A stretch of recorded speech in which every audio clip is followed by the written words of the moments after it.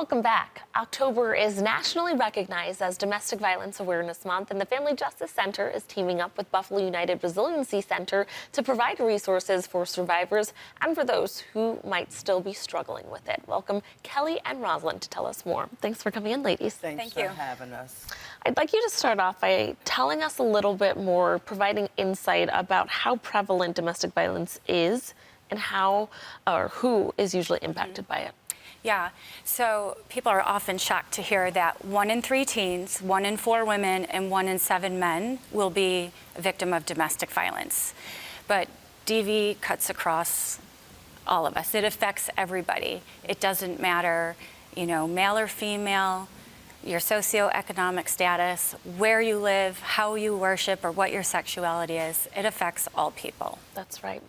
Kelly, can you tell us a little bit more about what the Family Justice Center is doing and providing within our community? Yes. So our agency provides services and support to victims of domestic violence and their children. And we do it all from one comfortable, safe, and secure location. We kind of refer to it as one-stop shopping. So it eliminates what would typically be very difficult barriers to get help and to get care.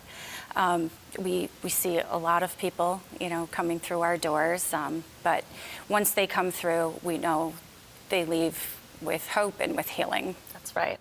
I know that it takes sometimes people up to 9 times to leave their abuser and come back.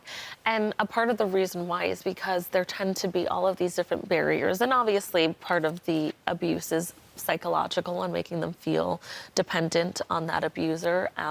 But what's so special about the Family Justice Center is that you really do try to make it a resource that is the one place that people can go. So you don't have to go here for these resources and another place for a lawyer and another place for a restraining order, right? You really streamline that process and make it as easy as possible for such a difficult situation. Yes, we do. Yeah. Yeah, and people can also obtain orders of protection on site virtually. So that's, another step in another service that we're able to provide. Mm-hmm. Rosalind, can you tell us about Buffalo United Resiliency Center, what it is, and what you want the community to know about what you do? Okay. Buffalo United Resiliency Center was created out of the aftermath of the 5/14 shooting tragedy. We provide and we serve the community who have been impacted by 5/14, whether directly or indirectly, and we service the community as a whole, where we provide non-traditional type of wellness services, free individual counseling, we do restorative healing circles for women, and we also do restorative healing circles for the community as a whole. And so we have wonderful case managers that also go out into the community, and they're currently working at a couple of seniors community centers where they provide pain and healing type of activities for the seniors. Very nice. Okay, let's talk about the upcoming Domestic Violence Walk and Wellness Day that you're hosting. Yeah, so on Saturday, we have teamed up. They started this walk last year. They had the first annual DV walk. Yes. And so we decided to link arms and do the walk together. And a lot of walks like this happen in the suburbs. And we thought it was really important to join forces, to link arms here, and have this walk in East Buffalo, in a place that really is hardest hit by violence. Mm-hmm. What other organizations are you partnering with for this, and why did you find it important to all come together? So the other organization would be Fidelis Care, as well as the Family Justice Center and Voice Buffalo. We thought that we should come together, as Kelly mentioned, to join forces because it would also extend the network of survivors and people who are experiencing victims to get the support, the help that they need. Again, because of the Buffalo United Resiliency sitting in its place, we service a lot of community members that are traumatized. Mm-hmm. And so within the community, there is not a lot of domestic violence awareness walks being held.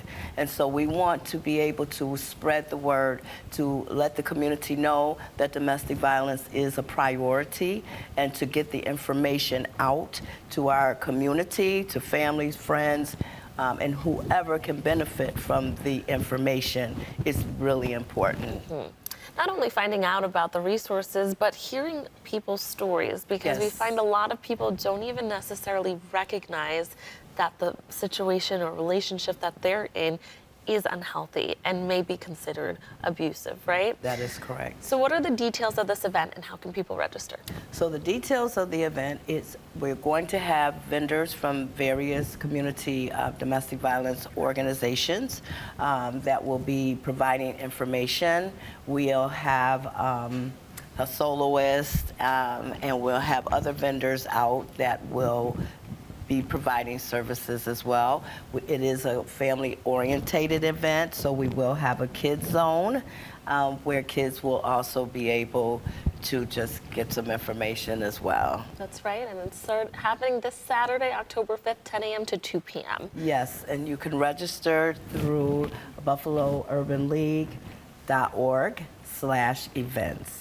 Well, ladies, thank you so much for coming Thank you for in and having us. sharing more. Again, viewers, like she mentioned, you can register for the walk or the event by connecting with all three organizations on Facebook. And there you can find the QR code to register in advance. Again, this is starting at 10 a.m. to 2 p.m. on Saturday, October 6th. Thanks Yes. again for coming in, ladies. Thank you for Thank having you. us.